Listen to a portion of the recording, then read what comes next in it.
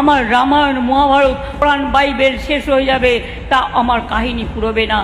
ছি ছি ছি ছি ছি বিজেপির মধ্যে আপনার মধ্যে পার্থক্যটা কোথায়? আপনি জনগণের সামনে বলে বেড়াচ্ছেন আপনি বিজেপিকে তাড়াবার জন্য আপনি ব্যবস্থা নিচ্ছেন।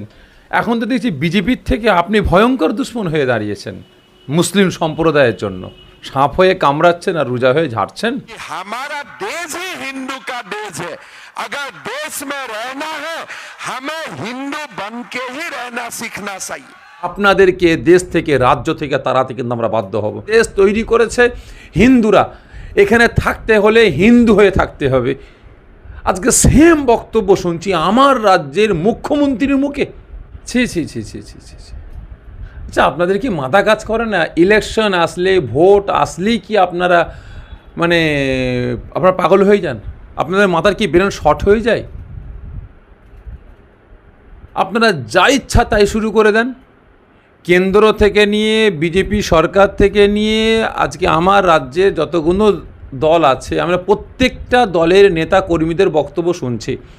পাগলের মতো আপনারা যে যা পাচ্ছেন ইচ্ছা বলে যাচ্ছেন। আর বিশেষ করে আপনারা প্রত্যেকে বিজেপি থেকে শুরু করে নিয়ে, তৃণমূল থেকে শুরু করে সিপিএম, কংগ্রেস, আইএসএফ, প্রত্যেকটা দল দেখছি, মিম থেকে শুরু করে আম আদমি থেকে শুরু করে যতগুলো আমার দেশে আমার রাজ্যে দল আছে, প্রত্যেকটা দলই কিন্তু আপনারা মুসলিম সম্প্রদায়কে টার্গেট করে আপনারা ভোটের ময়দানে নামছেন, প্রচারে নামছেন, মিছিলে নামছেন, মিটিংয়ে নামছেন। কেন?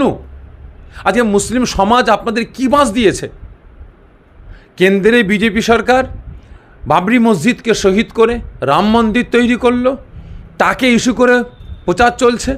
এবং তার সাথে সাথে আমার দেশের প্রধানমন্ত্রী তানার মুখের বক্তব্য হচ্ছে যে লুঙ্গি বাহিনী, টুপি বাহিনী এবং যারা বেশি বাচ্চা পয়দা করে তাদের হাতে দেশ তুলে দেবে। এবং তিনি আরও বলছেন এ দেশে আপনার OBC, scheduled caste, scheduled tribe, আপনার তারপরে দলিত, আদিবাসী প্রত্যেকে সংরক্ষণ পাবে, মুসলিমদের আমরা সংরক্ষণ দেবো না। আসামের মুখ্যমন্ত্রী গতকালকে একটা মিডিয়ায় দেখছিলাম, তিনি বক্তব্য দিচ্ছেন এ ভারতবর্ষ, এ দেশ তৈরি করেছে হিন্দুরা, এখানে থাকতে হলে হিন্দু হয়ে থাকতে হবে। আজকে সেম বক্তব্য শুনছি আমার রাজ্যের মুখ্যমন্ত্রীর মুখে। ছি ছি ছি ছি ছি ছি, লজ্জা। আর কত মুসলিম সমাজকে ছোট করবেন? আজকে মুসলিম সমাজটাকে হাতিয়ার বানিয়ে, মুসলিম সম্প্রদায়কে খেলনা ভেবে, লাঠিয়াল বাহিনী হিসাবে ইউজ করে আজকে হলো না। আপনি ডাইরেক্ট আমাদের ধর্মগ্রহণ, তো আমাদের ইমান, আমাদের ইবাদত, আমাদের বান্দেগি, আজকে আমার যিনি কুল কায়নাত সৃষ্টি করেছেন সেই আমার স্রষ্টার, আমার আল্লাহ পাকের পবিত্র বাণী আজকে আপনার কাছে শেষ হয়ে যাবে। আপনি আজকে বক্তব্য দিলেন কিভাবে? আপনার ধর্মের গ্রন্থগুলোকে আপনি ছোট করলেন। আজকে আমরা মুসলমান, আমাদের ধর্মগ্রন্থকে ছোট করলেন। আজকে গীতা, বাইবেলকে আপনি ছোট করলেন, খ্রিস্টান ধর্মকে ছোট করলেন। আজকে সব শেষ হয়ে যাবে, আপনার ইতিহাস শেষ হবে না, আপনার উন্নয়ন শেষ হবে না। আপনি কি বলতে চাইছেন? বিজেপির মধ্যে আপনার মধ্যে পার্থক্যটা কোথায়? আপনি জনগণের সামনে বলে বেড়াচ্ছেন আপনি বিজেপিকে তাড়াবার জন্য আপনি ব্যবস্থা নিচ্ছেন। এখন তো দেখছি বিজেপির থেকে আপনি ভয়ঙ্কর দুশ্মন হয়ে দাঁড়িয়েছেন মুসলিম সম্প্রদায়ের জন্য। সাপ হয়ে কামড়াচ্ছেন আর রোজা হয়ে ঝাড়ছেন।